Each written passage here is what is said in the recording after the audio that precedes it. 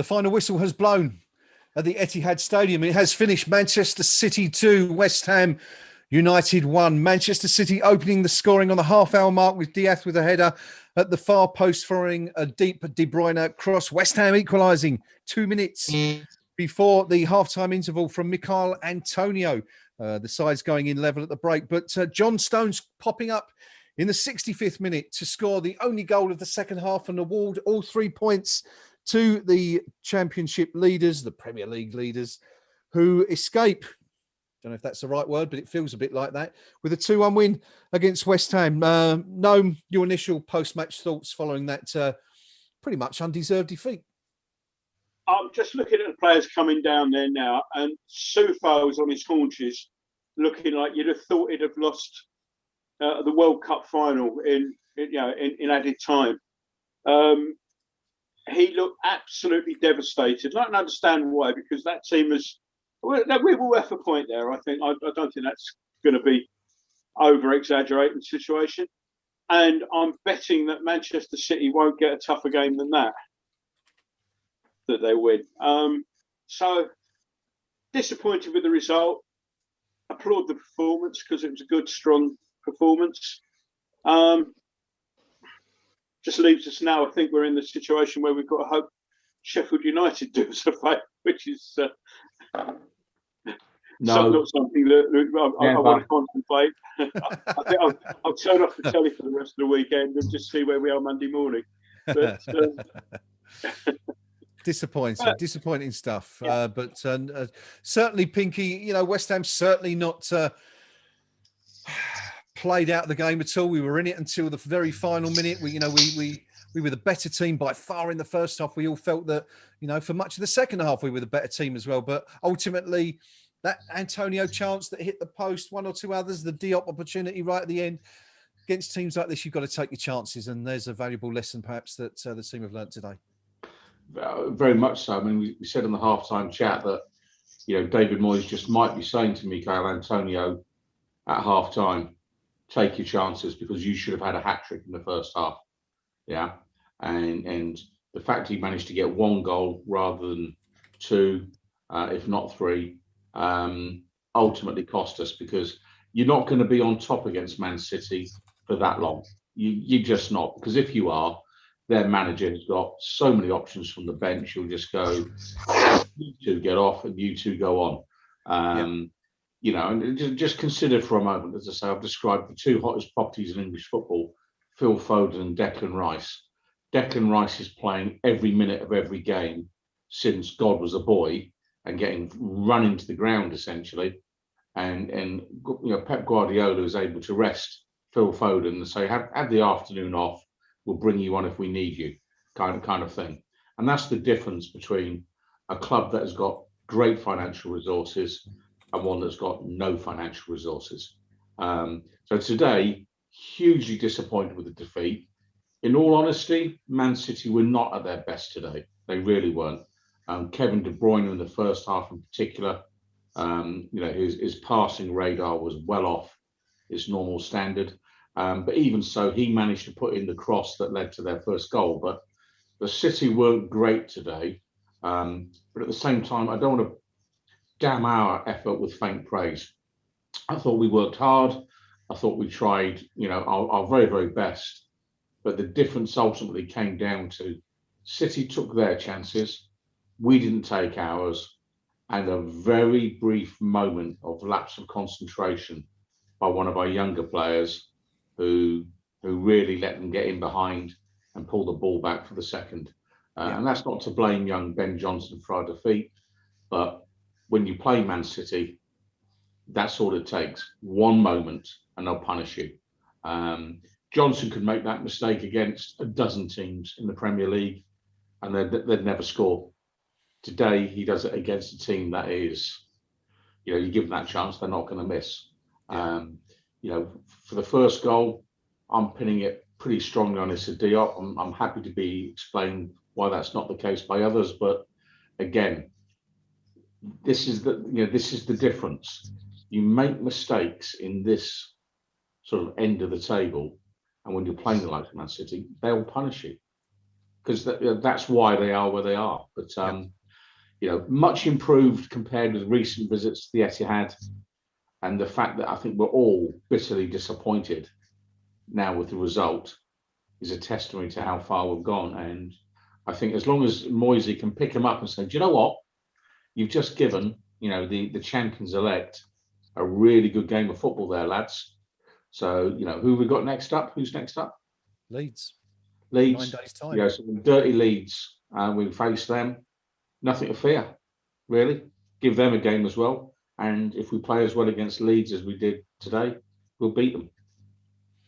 It's a 14th straight Premier League win for Manchester City, the 500th win for Pep Guardiola in his top flight career from all the clubs he's managed. Manchester City, interesting to listen to what you're saying there, Pinky, talking about the disparity between the players available to each manager. I think Manchester City's bench, if you look at the fees paid for them, comes in at something like 380 million pounds for players that didn't even start the game, which just gives some indication again of the difference between the two squads. But Rio, West Ham have put in a terrific performance today. Ultimately, it's resulted in no points whatsoever, but in terms of pride, and as Pinky says, we usually go, in recent years, we've gone to the Etihad, to the City of Manchester Stadium, whatever you wish to call it, and come away with a hiding on each and every occasion. It wasn't the case today, was it? And we were unlucky, and who knows, a bit more luck, better connection.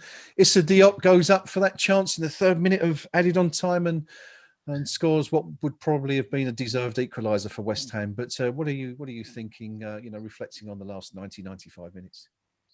Looking at the way that we lined up, we're missing 3 of our key players. We're missing our main keeper. We're missing the best centre-half we've had for the last 2 or 3 seasons.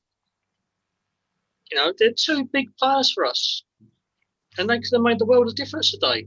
Yep. The goals that we conceded weren't down to defensive frailties. They're down to a little bit of class from Bruyne in terms of delivery. All right, you can say that Diop was caught out of position a little bit. You could have said that Randolph could have come to claim the ball and punch it away.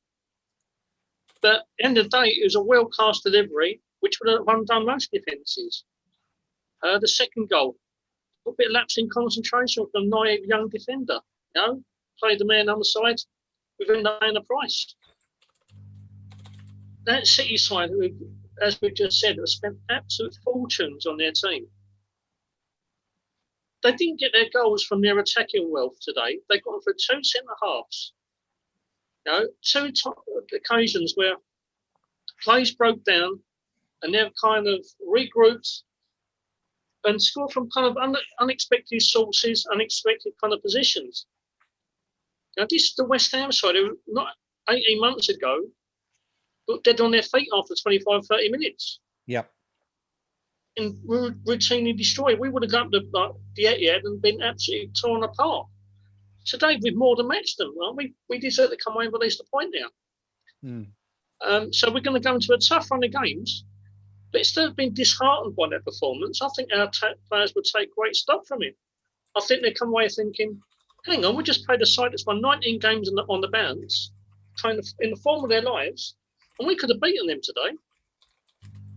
It's not a morale dropping defeat. It's a morale boosting one for me, because our players know how well we played, how well we've acquitted ourselves today, that we can go on in the next run of games. Okay, they're a little bit on the tough side, but there's nothing to fear.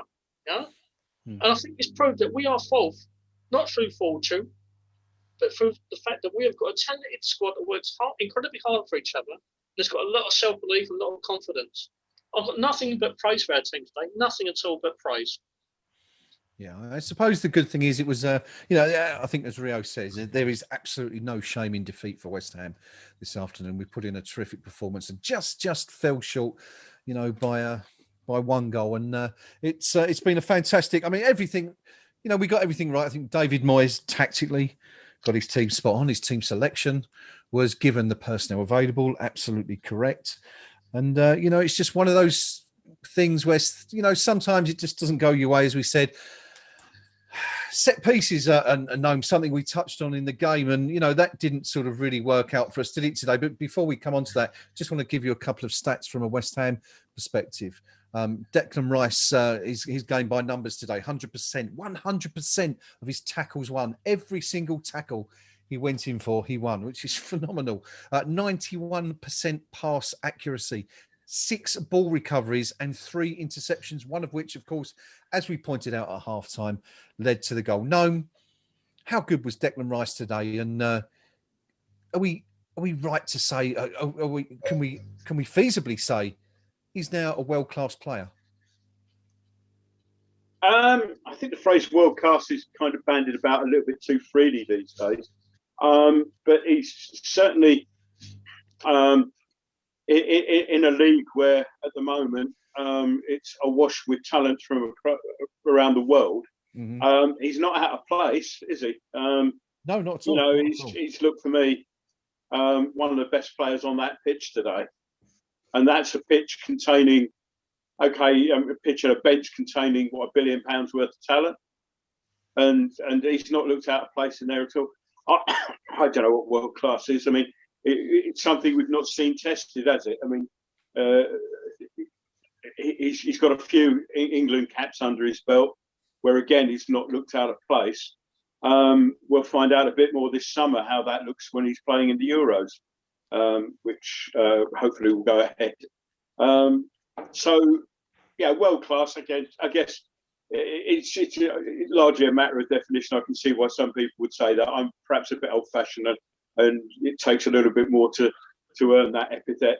You have to do it on the world stage. Yeah, but I think the point, I mean, you talk about the world stage, but isn't the world stage now the Premier League? As you said, the very best players in the world are playing in the, in the English top flight, and Rice has not looked out of place week in, week out against the best players from Man City, Liverpool, Chelsea. Every week we've been saying this season, he's been phenomenal week in, week out. So I think that's where I'm sort of coming from that. And I do appreciate what you're saying. Traditionally you'd look at the World Cup finals for a player to go and shine, for him to be, placed in such high regard. But I've got absolutely no doubts that when he's called up to perform on that stage, it's world class. You do it at international level, you do it at league level, and he's barely been tested at any level above us at the moment. And we know what he's capable of, and certainly on that basis, he's right up there. But as I say, I'm not trying to be sort of old gitty here or anything like that. It's just that to me, that's why that's what I look at world class. Is you'll see him do it sort of. We see him do it to Manchester City. A few weeks time, England got a game coming up, haven't we? We've got some games. We've got the Euros coming up, and you'll see him strutting around in the Euros wherever they end up being played, and that'll sort of be the confirmation of it. You'll see, if they're not already sniffing around, you'll see the likes of Bruyne having a look around and sort of looking at the euro sterling conversion rate. So yeah, I mean, he's definitely that. I mean, as I say, I thought he was outstanding again today, and he's been pretty much outstanding virtually every game we've played. And whenever we come to do the man of the match, the temptation is to kind of give it to someone else, because we know he's magnificent week in, week out.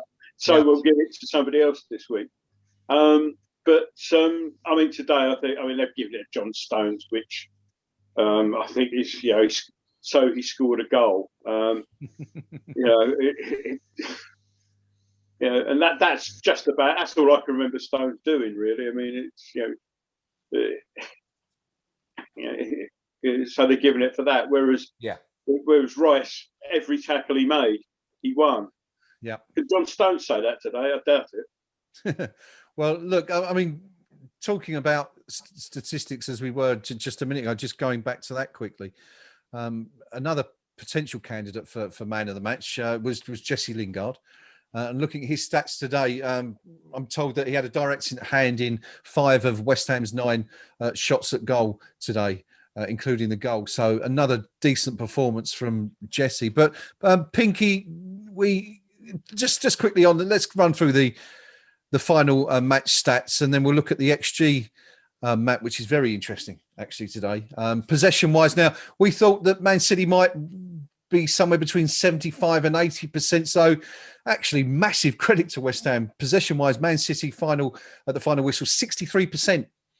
To West Ham's 37, so almost twice as much as you might expect for the Hammers. Shots, West Ham were leading 7-2 at half-time. The final shots tally 10 for Man City to 9 for West Ham. But the important stat really there is that on target, both sides managed to produce 3 shots at goal on target. Now, to confine a team like Man City to 3 shots on target is it's phenomenal from West Ham. Man City 4 corners to West Ham's 2. But just looking at the XG stats, now this is estimated at present. This isn't confirmed, but I'm reading that the rough summary gives Man City an expected goals tally from today's game of 0.8, while West Ham have come out with an expected goals figure of 1.7. So that in itself just tells you how well West Ham played today. KD Graphics it is who I look at for these, and they've remarked that it's been forever since Manchester City were outplayed like this, and they still won the game anyway. So I mean, wherever you look, Pinky, everyone's giving West Ham huge credit for the way they've played today, and just disappointing again, isn't it, that we've come away with nothing? Yeah, and credit, of course. If I thought for a moment the chairman would grasp those stats and actually recognise now that to go into the second half of the season without a recognised striker on the club's books, the folly that could be if we finish in 5th place this season or 6th, because City will know. Guardiola's on the screen now. I think Gnome's probably listening in, but City will know they've got away with it today. Yeah, that's the classic game you get away with on the way to winning the league, where the opposition really have given you a game where they deserve something, but they've gone away with nothing. And they'll be sitting in their dressing room now going, chuffing Nora, lads. We've got away with that one, but we'll take it. And West Ham United, our lads will be getting on the minibus to head south, because you know what, the squad is that small. We don't need the big coach now, and then maybe that's part of the financial master plan. But our players will be getting on the coach going, we should have put them to bed in the first half, when we had the chance. Yeah. And I'm not exactly calling Antonio out for it, but it's kind of like the chance where I said in commentary, you've got to hit the target. That was the one for me. We go ooh and ah when it clips the post and goes away. I'm not interested in hitting the post. From 12 yards, hit the target. Yep. And that's what, if Aguero had spun on a sixpence in the same circumstances, that is a goal, because he would not miss the target. Mm-hmm. And that's the difference. And that's when you've got a striker who scored 180 Premier League goals for Man City, and a converted wide midfielder, what we describe Antonio as. Mm. So for me, again, we've had the better goal scoring opportunities. But we touched on Declan Rice, and you were asking Gnome if he's world class, and Gnome was doing his bit as the elder statesman, and I've seen genuine world class in 1952 and all the rest of it. Right. Rice is getting there, because we touched on it earlier. We are denying other teams good goal scoring opportunities. So between the personnel we've got on the pitch, the coaching staff, the tactics, it's working. And I'm not sure necessarily which part is the most effective. Yeah. But we're stopping the opposition giving us a caning, for want of a better phrase. We haven't been caned by anyone, and certainly not that lot from North London. And that's down to, as I say, a combination of the personnel, the tactics. I think Rice plays a big part, and I think Souček does. but I just think we look really solid defensively. Yeah. At the moment, and the tragedy is to say today, they put the screen up. City's last 20 games, no one scored twice against them in the last 20 games. No one. Zip. No one has scored 2 goals against Man City in the last 20 games. Yeah. Says it so all. Yeah. Again, we touched on it. To concede the goals we did, I don't think they were classic City goals. I think they'll look at it and go across from deep. Okay, they've taken the chance. The second goal I thought was more of a typical City goal. But we're looking at that now, and I just hope that come May, we don't look back on today and go, first half away at the Etihad, that was the moment that actually we had the chance. But I fear it might be. Okay. Well, of course, time will tell, but I'm just seeing another estimated XG stat coming, actually, Pinky, based on what we were saying there. Man City, a revised stat of 0.82. West Ham coming in at 2.03 now. I'm not quite sure how much, credence to put on that, given that there wasn't really many clear-cut chances, were there? I mean, we had the goal, of course, Antonio hitting the post. You might look at the cross for Dawson, in which he took the keeper out, the one to Antonio earlier on in the game when he failed to the cross, wasn't it, from Souček that he put across. And of course, the big one, I suppose, is the one at the end, Diop. Although I've just read someone state that he felt the cross was just behind Diop and he couldn't wrap his head around it properly. I guess we'll have to look at that again. Right. Come on. That was his wife, by the way. Yeah, exactly. And let's stop making excuses for players who aren't quite good enough. Because do you know what? We're not going to advance up the table if we keep doing that. Yeah. And Rio touched on it. We didn't have our first choice keeper today, and we didn't have our first choice centre back today. Well, there's a point. There's a question. If Angelo Ogbonna is playing in that game, does he score that equaliser at the end? We'll never know, of course. But I'd certainly say that Man City wouldn't have got their first goal. Yeah. And the other aspect today, you look at it, Johnson, I was a little bit critical of him, but he's big enough and brave enough and honest enough to play a game on the wrong flank today. So, if we're looking for encouraging signs, we've got a very young fullback who's saying, do you know what? Yes, Mr. Moyes, I'll play today. I'm on the wrong flank, but do you know what? I'll give it the best shot I've got. So, so we're missing a couple of key players and it's a little bit of make, do and mend.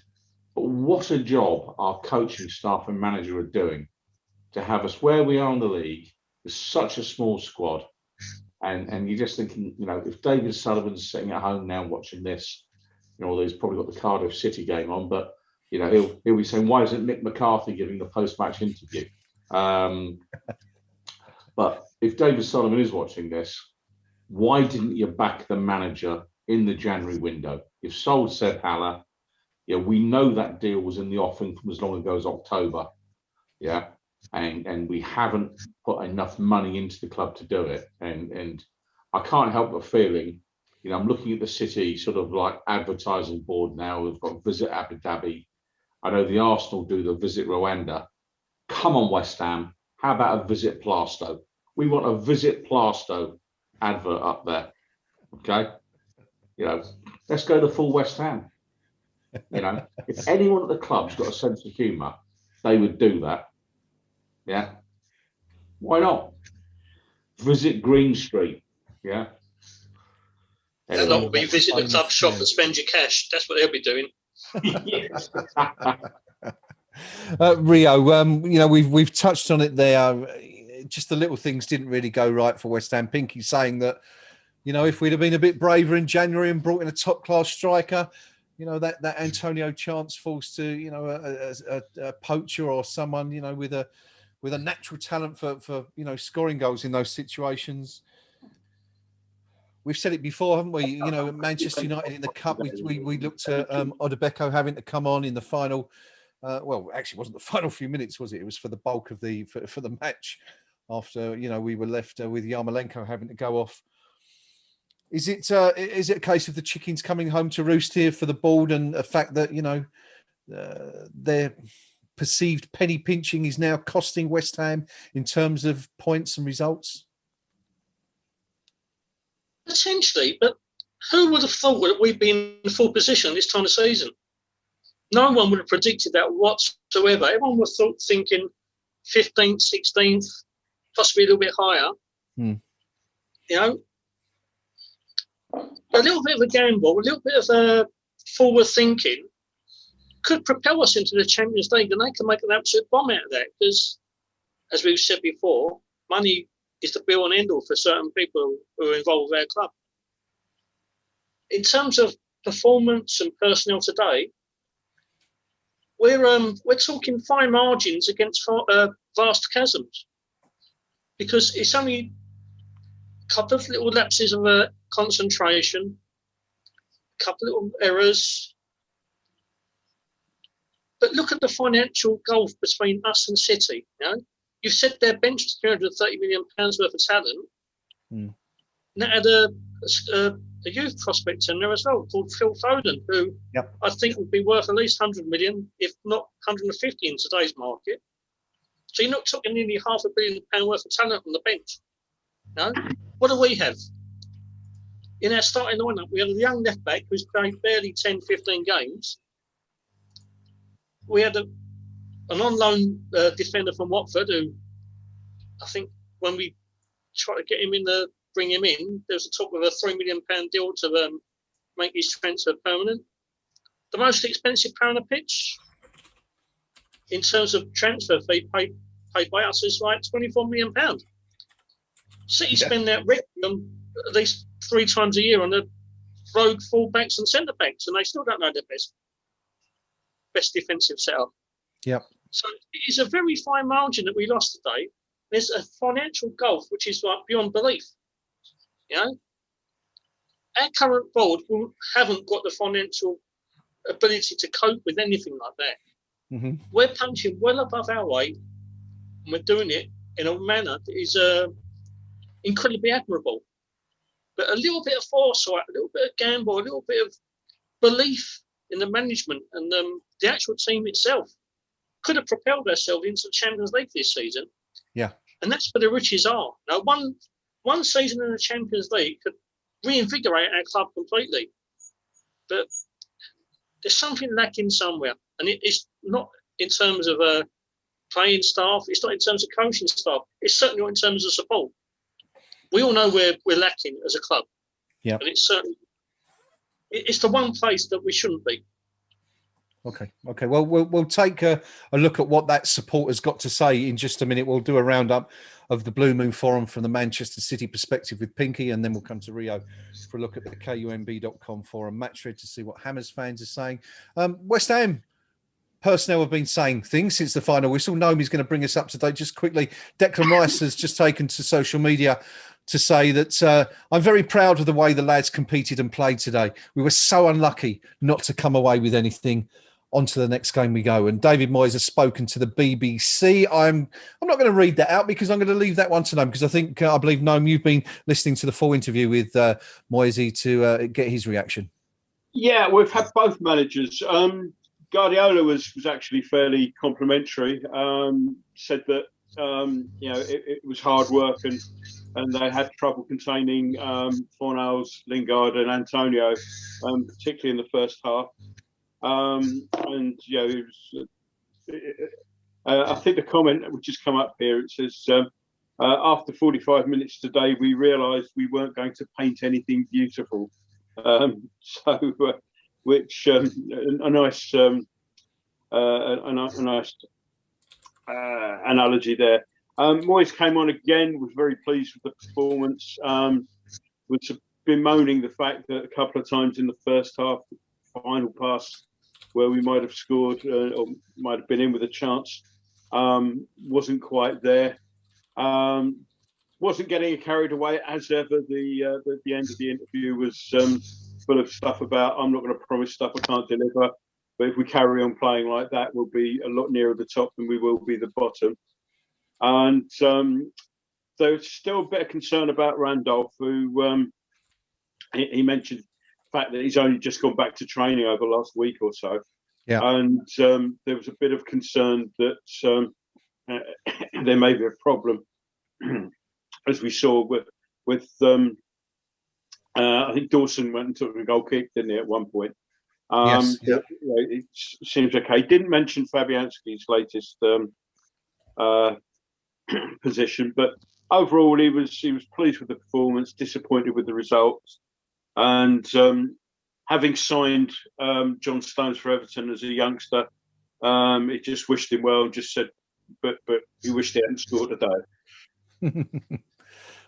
Good stuff. Yeah, David Moyes, like all of us, proud of the way the Hammers played today, even if eventually they did fall just short of being able to take a point.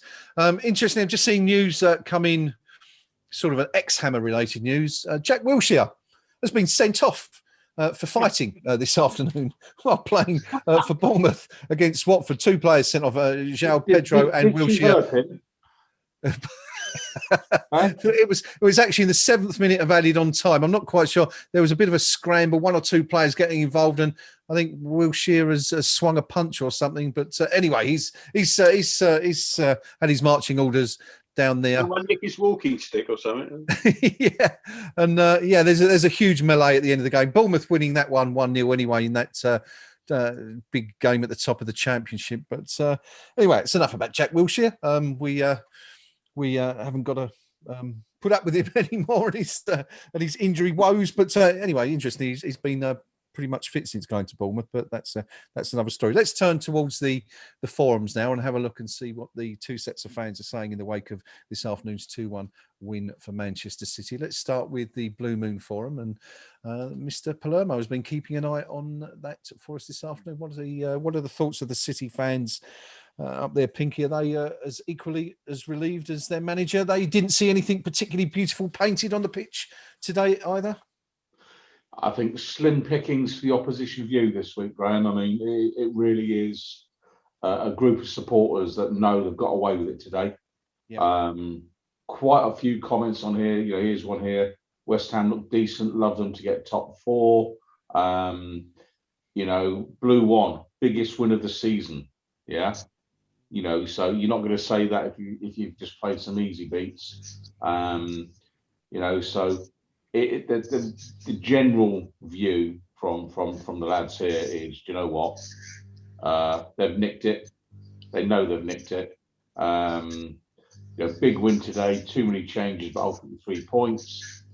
Big win. That's the season's decider. You know, this is almost sounding like they've won a cup final, if you know what I mean. So they absolutely know that they've got away with it today. There's no gloating on here whatsoever. This, dare I say it, you probably wouldn't even bother with an opposition view this week. You know, it's, in fact, most weeks when we're on KUMB, I'm not reading such nice things about West Ham United as I'm reading on Blue Moon at the minute. So,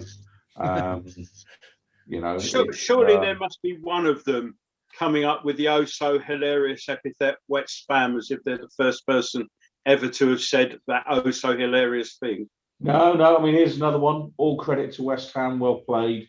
This was our toughest game in a long time. You know, so... Oh, come on, moan about something. Throw us a bone here, guys. You know, one thing here, there you go. Souček, good but dirty. I'm not so sure about that. That's it, have him, yeah. Outside. Yeah, slim pickings indeed to this weekend by the looks of things. Yeah, but in general terms, you know, I'm struggling to find any negative comments against us here today. This is a group of supporters who you know, maybe a spell in the 3rd division teaches you humility, and they were down there not so many moons ago, and so they know what good looks like and they know what bad looks like. And they haven't seen a bad West Ham United performance today, that is for certain. Good win against tough opposition, you know, and all the way through, a hard-fought victory. You know, it really is absolutely probably the most respectful comments I've seen about our team all season. No doubt about it. Good to see. Good to see. Couple of comments before we move on to the West Ham view. from a couple of ex-players. Ian Bishop, who of course has a foot in both stables, said on social media after the game, it was a great performance from West Ham.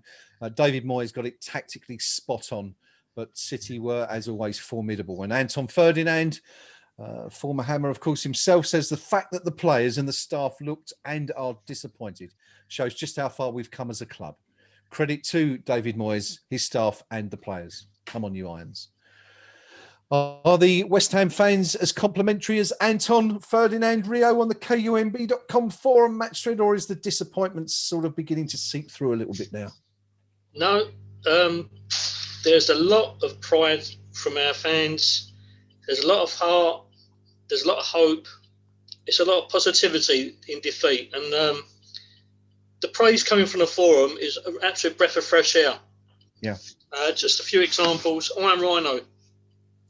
Great effort from the lads. It's such a shame we didn't get a point out of it. I just wish we had made the subs 10 minutes earlier. Otherwise, I'm proud of the manager of the team. Bubbles 1966 has put, when you consider their standards, this was a very good performance indeed. Our levels dropped with fatigue and it's cost us in the end. 10 shots to 9, nearly 40% possession. Been a while, not only since we competed that well, but looked after the ball in possession at their place. SH has put, I think it's fair to say that this is their toughest game on their winning run. That should tell you something about where we are as a team at present. Unlucky West Ham. Cardiff, here we come. Soufal crouched down. Head in his hands, looked like he lost the cup final. Antonio looked incredibly annoyed. Diop shaking his head at the end of the game. It shows we have winners that don't like losing. We matched Manchester City toe-to-toe, and I think we would have got a result if Ogbon and Fabianski had started today. We must keep this side together at all costs. Now the quality striker this summer. We keep fighting for our top 4 spot, as when it comes to effort and fight, we deserve the Champions League place. Great performance, and some of our football today was pure quality. Sendo has put great effort today.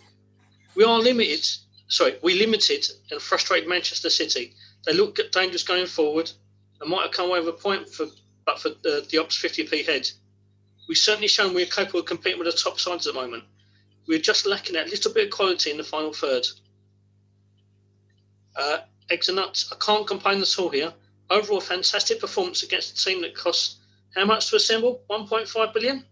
And could well mop up this season on all fronts. On another day, Diop smashes that header and it's 2-2. We definitely did not disgrace ourselves. Joffrey has put, very proud today.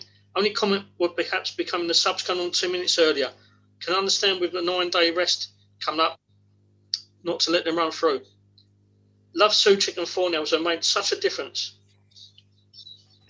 Yeah, all there is on the forum is absolute praise. Another thing, Parker's here just to finish off. Guardiola and the Stones were incredibly complimentary about our team in their conference after the game. We gave them a great game today and came close to getting an equaliser at the end. The next 3 games are important, but we can take points from all of them. There's a lot of positivity shining through the forum, despite the fact it's a defeat. Well, isn't that a refreshing surprise to read? But no, I mean, I think it's an accurate representation of what we've seen today, isn't it? You know, West Ham have given City a game like no one has for quite some time. And I think that's also borne out going back to our, I know Gnome's not a particular fan of them, but our expected goal stat out of Manchester City's last 27 fixtures in all competitions, only 3 teams, including West Ham today, have out XG'd them, if that's a term. Again, another indication of how well West Ham have played today. Gnome, you know, we've sort of touched on this. It's been disappointing at the end of the day in terms of West Ham falling to defeat for only the second time in 2021. But let's not lose sight of the fact that in the league, I should stress, let's not lose sight of the fact that we are still 4th in the Premier League, and we can only be overtaken if Chelsea win this week. And of course, they've not got a very easy game themselves. They're at home to Manchester United, who are, of course, in second place. And although there's 13 points between them and Man City now, you know, they will still feel that they've got a chance to take their first title for some time. So, you know, it's certainly Yes, yeah, tomorrow, right. yeah. Okay. For some reason, I had it in my head that they were away at Sheffield United. Why have I got that wrong? It's tomorrow afternoon they play at Stamford Bridge. But Right. I mean, we could still. That's cheered me up a bit then. Yeah, so the point being that there's still a very good chance that with Liverpool, etc., 5-6 points adrift, that we could still be in the top four, having had this this really tough game today. Yeah, I mean, I could quite easily see Man United beating Chelsea. Yeah, and I said this last week, and I was a little bit perturbed. I was looking at the forum during the week, and there's people looking at the fixtures and wondering where we're going to end up. And every now and then there's a little bit of sanity comes in there and says, well, I'm still hoping we're going to get top half and things like that. But the way I'm looking at these is I'm just going to sort of look at the league table after the conclusion of each week's fixtures, see where we are, and go, oh, that's nice, and then forget about the league table and until the same time next week. I think which is pretty much what David Moyes is saying after every game. It's like, I'm not going to say top four, he said, but we're there by merit. I mean, you look at that match today, that looked like the team at the top of the league against the team in fourth. And there were times when you could have said, well, which one is which? But we're there on merit. It's not a case of we've sort of walked through a wrong door somewhere and suddenly we're in fourth place. And so let's just go to each game, see where we are at the end of it, and then go to the next game. Yes, it's taking each game as it comes, and yes, it's a cliche, but it's a good cliche. It's there for a reason. Well, yeah, exactly. If you start looking at the team you've got the week after next, suddenly you find the team that you've got this week beats you. It's a sensible policy, and I think Mr. Moyes has got. I mean, not only is he saying that, I think he's got that sort of instilled into everybody's head. So, that's precisely where we need to be. Let other people worry about what they're doing.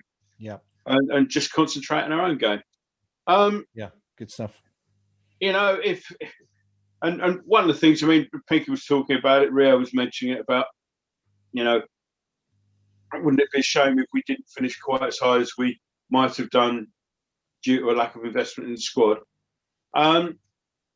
We've done well this season. Yes, we've got injuries and we've got key players injured at the moment. But, by and large, we've kept the bulk of what you'd like to see selected first team pretty much fit, without sort of 6 or 7 or 8 injuries at the same time, which has been the norm for us over the last few seasons. Yeah. And that just gives an idea of the potential.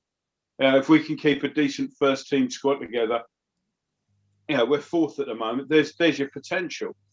The problem I've got with what we've got at the moment is that, we've been lucky with injuries this year, notwithstanding Antonio and Masuaku. Will we be where we are now this time next season if we've got 4 or 5 or 6 players out and no sort of depth? I mean, we had, maybe it's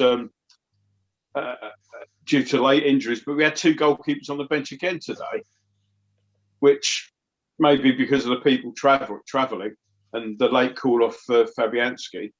That was basically all the players we had there, but it does worry me when I see that, and and that we've got 2 goalkeepers on the bench in a season where we're not having a bad time with injuries. What's it going to be like if we do?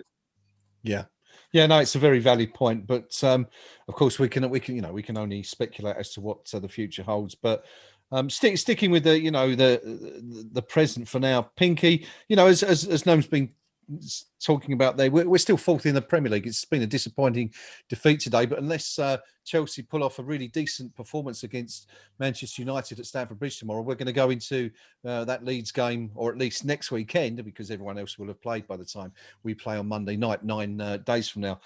We are still fourth in the table, and that's it's fantastic, isn't it? What a brilliant season we are having at West Ham. Yeah, we are, and it's nice to watch, and I think at times we are nice to watch. If you get my drift. We've lost today against a City team below their best, but we said a week ago today was a free punch. Yeah. No one's getting anything against City at the minute in their current run of form. So there you go. We've given a very good game this afternoon, and we've come out with a narrow defeat. And hey ho, we'll look at the paper hopefully tomorrow morning, and we'll still be fourth. We've had worse weekends.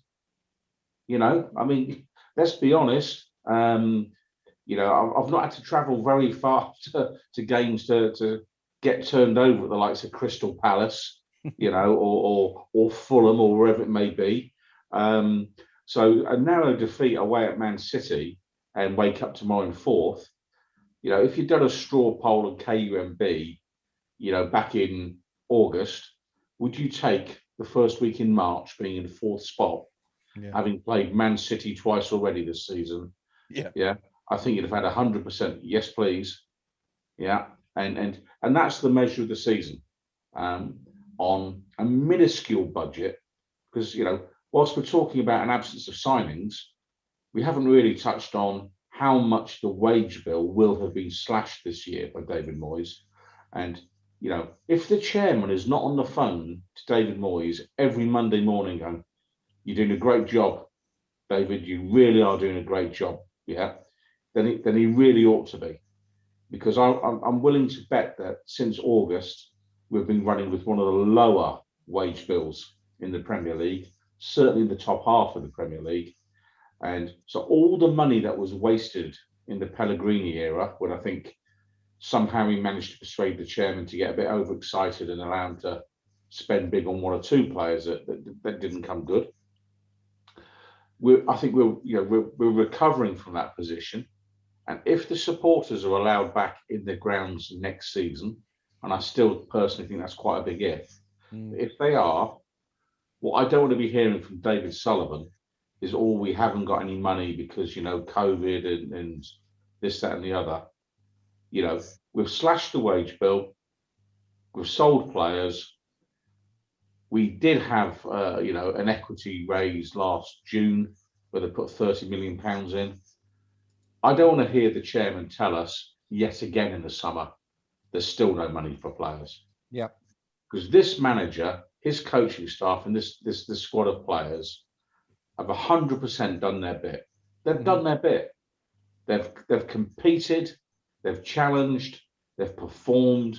We're in fourth place in March with the thinnest squad in the top flight.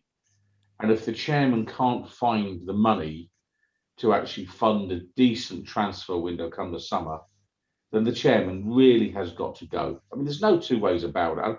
And people are probably laughing at home now, going, he says the same thing every week, but it's true. If you haven't got the readies to compete in this league, sell to somebody who has, because that's the name of the game here.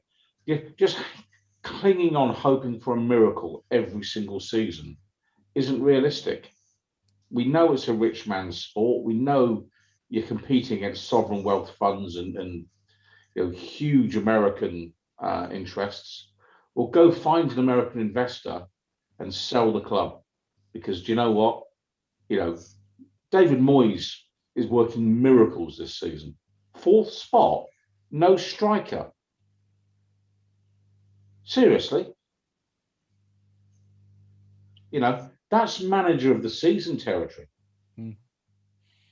Yeah.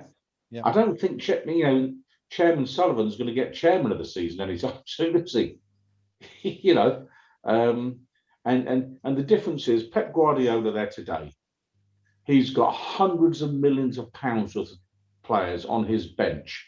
Yep. Yeah. That's a club that's well funded. Yeah. The chap that's just gone into Chelsea, again, well-funded club, albeit on a sea of debt, but Abramovich is underwriting all of that. West Ham United, we've sold the silverware, we've sold the ground, we've sold everything. Yeah. And yet we still turn out on a Saturday afternoon without a striker. And that's not down to the manager. That's not down to the players. That is the chairman. And I'll be really interested to see early business in the summer. I want to see a top draw striker arrive at West Ham United Football Club. And I mean arrive in June in time to start pre-season training July the 1st. I don't want to see one rocking up on August the 10th. Yeah. Will one be enough, Pinky, do you think? Well, what would be a start? Rio says 3. I mean, I'm not particularly greedy, one would be a start. Yeah. Two would be better. But we're going to fall into that classic trap again of, Angelo, of 33. He's going to need replacing. Issa Diop, I'm not a particular fan. I don't think he's going to make it. He's going to need replacing. Craig Dawson's had a terrific season, but he's over 30. And if we go to Watford now and say, name your price, they'll go £15 million, please. But for a 31-year-old, what would this time last year would have been called journeyman centre-back. Aaron Cresswell, wrong side of 30. Mark Noble out of contract in the summer, obviously wrong side of 30. I'm not being funny. I mean, Jesus was on the pitch for Man City the second half this afternoon. But actually, as we get towards Easter, it's David Moyes that is resembling more like, he can turn miracles. And that's the long and the short of it is everyone is performing to their maximum at West Ham United, bar one person. And that's the bloke that owns the majority shares.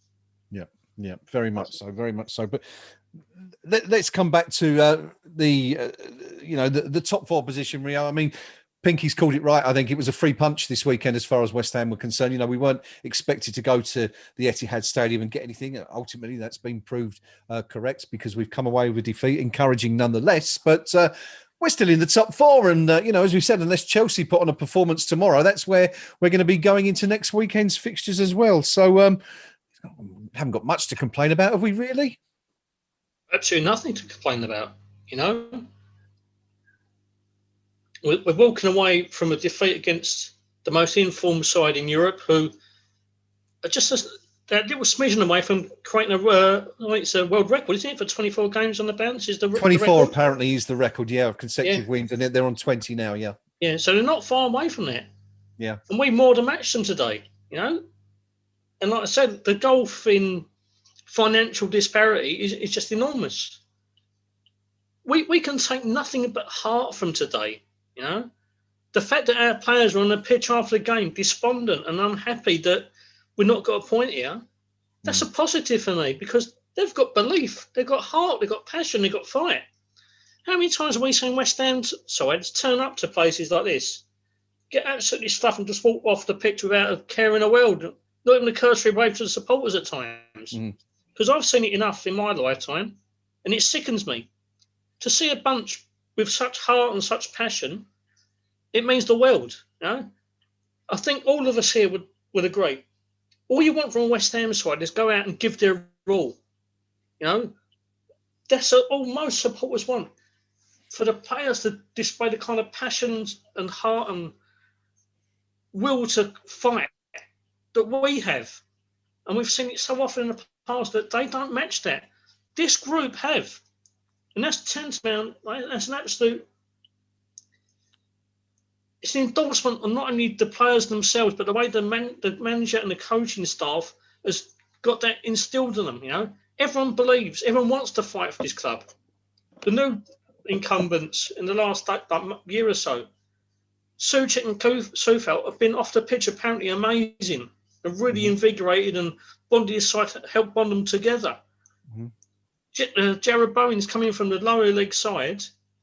He's working his heart out. He's had his little illness. He's been a lot of form lately, but there's no doubt that man wants to play football and wants to win. So what David Moyes is doing to this side is exactly what the supporters have been crying out for. It's just the absolute crying shame that we're not here in the ground to share it with them and support them along the way. People say that we're doing so well because the fans aren't in the stadiums.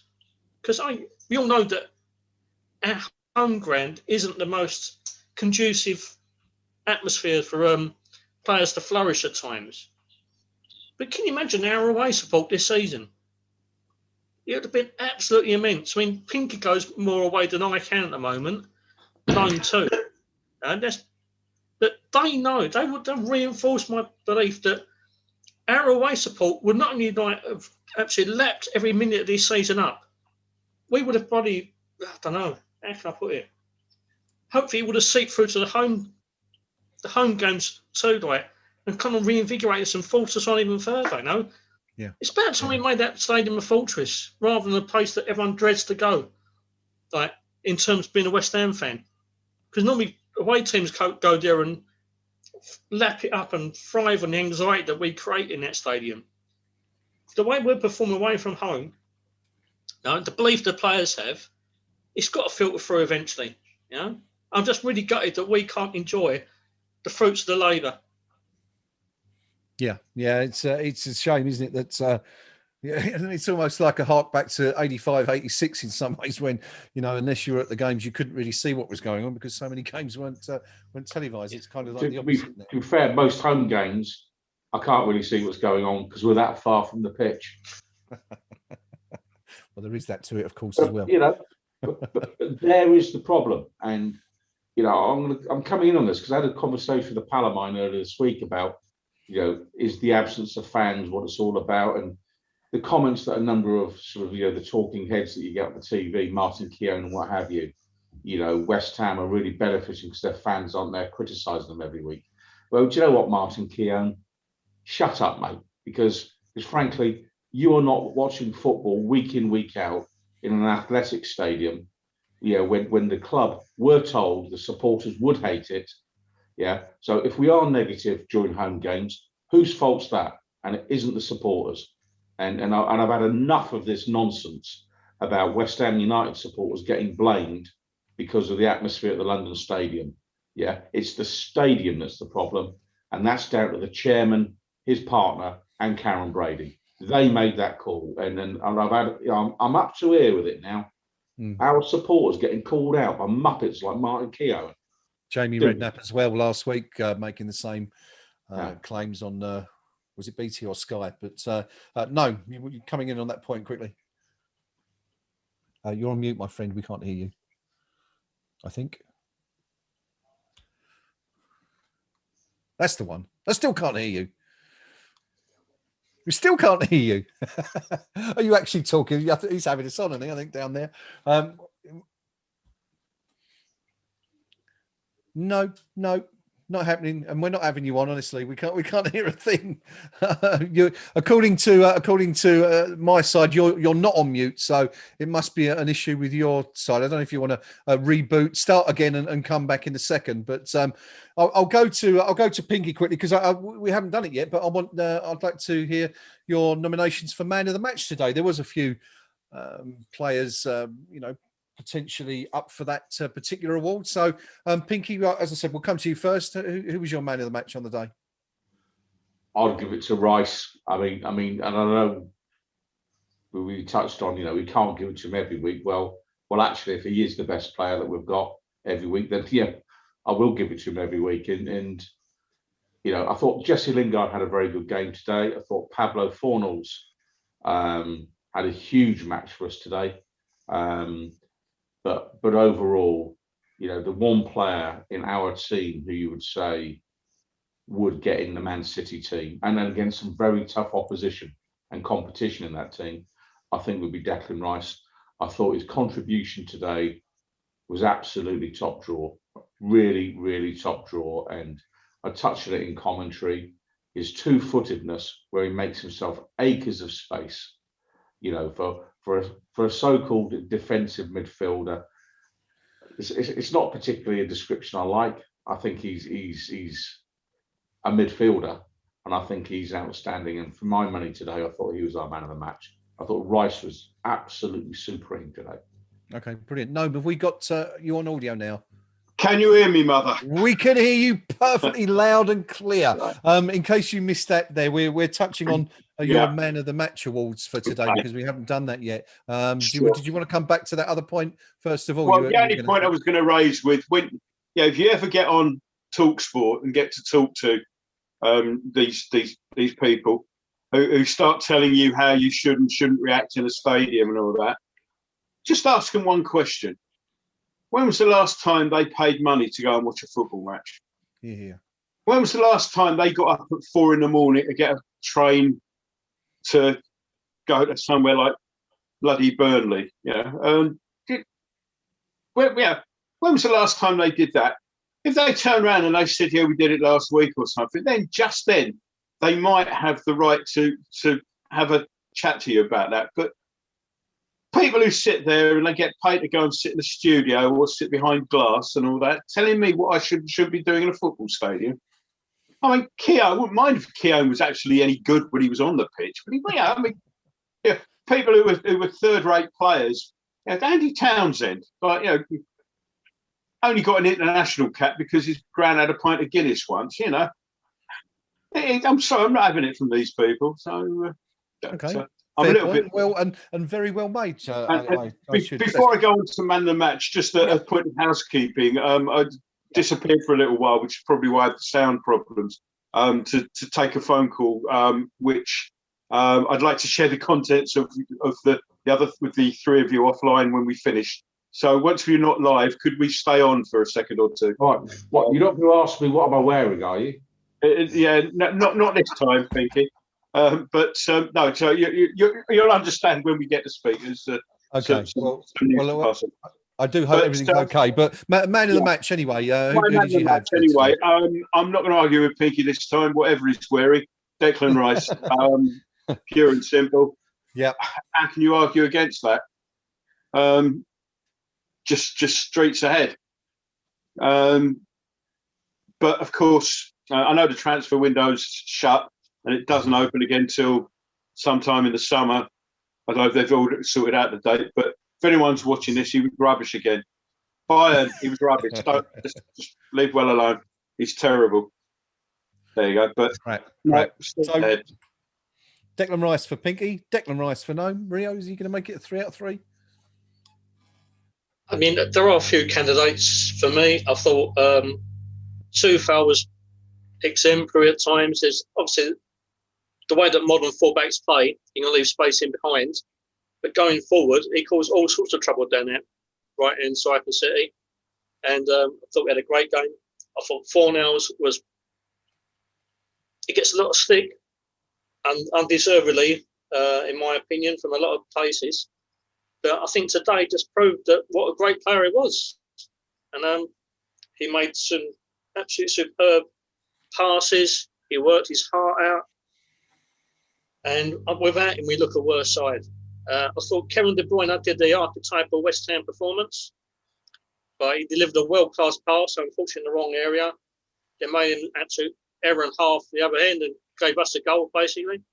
So I'd like to thank Kev for that. You're not a bad player, mate. And when you and Pep come in a couple of years' time, we welcome with open arms. But yeah, Declan Rice ain't bad, is he? Yeah.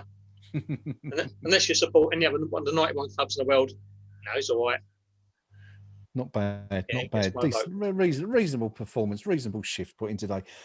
I mean, I feel the need to go with someone else to just try and spread the love a little bit in and around the squad. I mean, Jesse Lingard, as we pointed out a little while ago, was involved in 5 of West Ham's 9 shots in some capacity today. Has been excellent since joining the club, and another assist today. No, we never did work out whether we thought the shot was going to go in, did we? Without the intervention from Antonio. I think it's going wide myself. You reckon it's going wide? Yeah. It's certainly any striker worth his salt where Antonio wasn't going to sort of watch it go by just in case. Yeah, no, there's no doubt about that. That's a given. Yeah. But anyway, I mean, Lingard, a very, very good player today, did very well. But I'm going to go today for, and I've picked him a few times in recent weeks, but we've spoken about him quite a lot. But again, today I was just watching him and the little things he was doing, sort of like stepping out of the line to make some really important interventions and break up City play. Not as involved in advanced positions as he perhaps might have been in recent weeks. But I thought, and you can't base it on the fee that they've cost the club. But you know, it has to be pointed out that he was essentially a free transfer for us this year, and has come in and has absolutely exceeded everybody's expectations. And that's Craig Dawson. I thought he was absolutely magnificent today, and who knows, with a partner who was perhaps as proficient as he was today and has been in recent weeks, we might have been celebrating a point at City today, or who knows, even a win.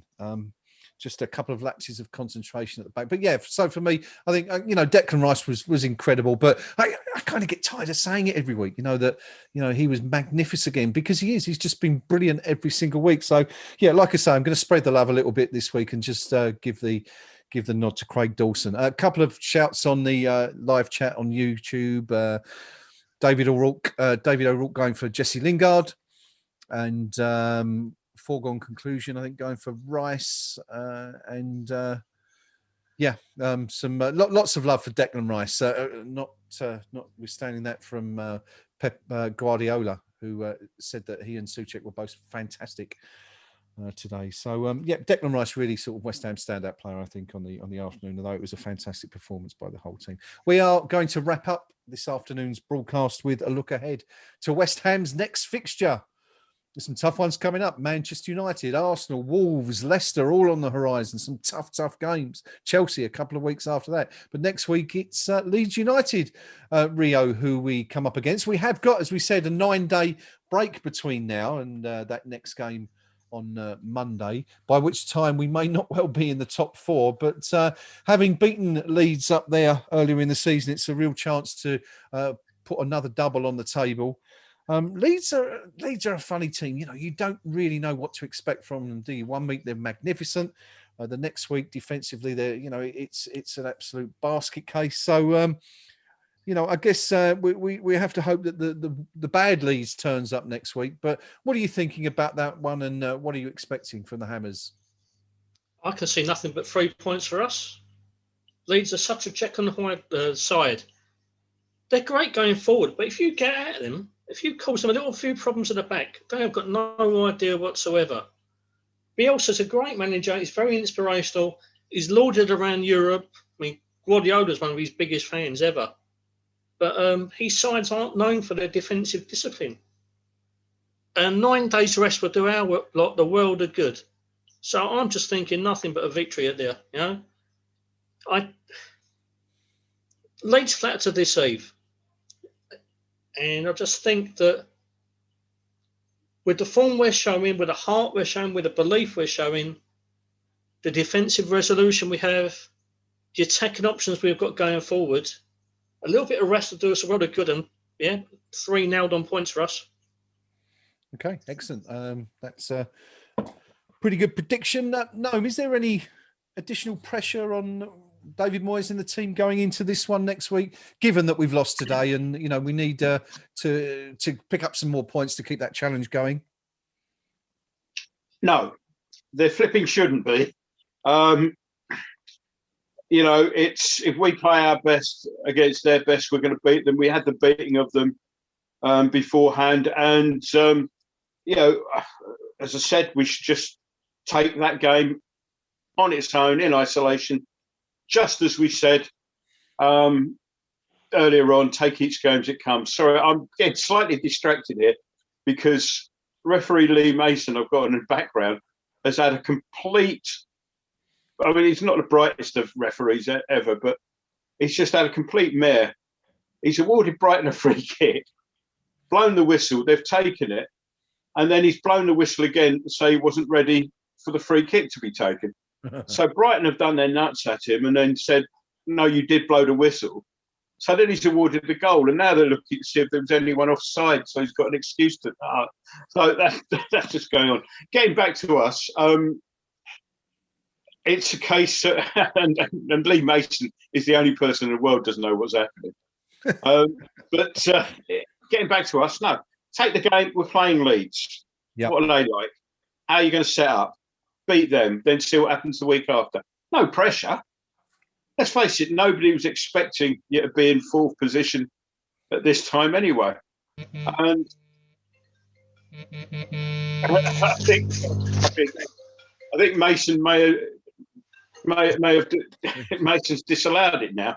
Right. And nobody's got a clue what's going on. He's disallowed it, given it, disallowed it.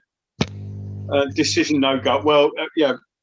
If you've got somebody as stupid as Mason refereeing, and somebody's, I don't know who's on the other end of the screen, yeah, this is what's going to happen until you get proper referees. I mean, if Brighton go down, yeah, on by a point. Yeah.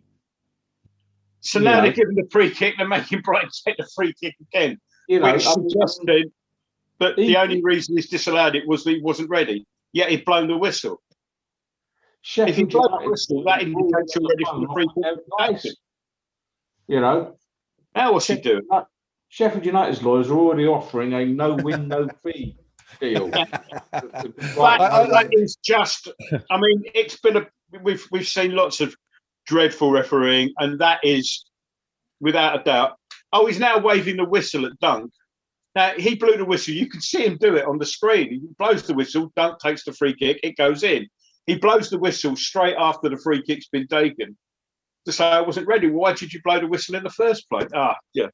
But sorry, it's just very distracting when something that stupid happens on a football pitch. I can just sense your delight, Gnome, after Michael Oliver's fairly indiscreet performance this afternoon. He didn't really put a foot wrong. And now we've got an opportunity to have a go at PGMOL. There it is. It's taken like 3 hours, but we finally got one. Well, I thought Oliver had a patchy game.